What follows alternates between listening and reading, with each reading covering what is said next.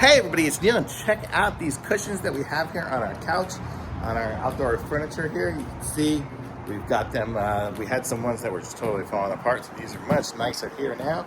And you can see they fit here good. I kind of left it unconnected at the moment, but you can see on the back of these, they have these little tabs on them here, so you can kind of get them tied in to the back if they start to blow or anything.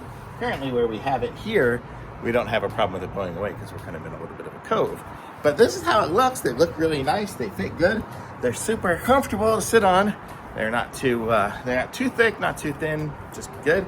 And they're made out of like a fabric that's this outdoor fabric that you can see here. So it'll be super easy to clean as well. So really nice cushions. So if you need some couch cushions or anything, this is a really lovely looking set here. It came with the 4 bottoms. Oh, that one did fall down. And then the 3 tops you have on there. So you've got all those. That's for comparison's sake. Those are the ones that all fall apart on us. So this is great. So if you need some new cushions for your couch, I would suggest these. Thumbs up.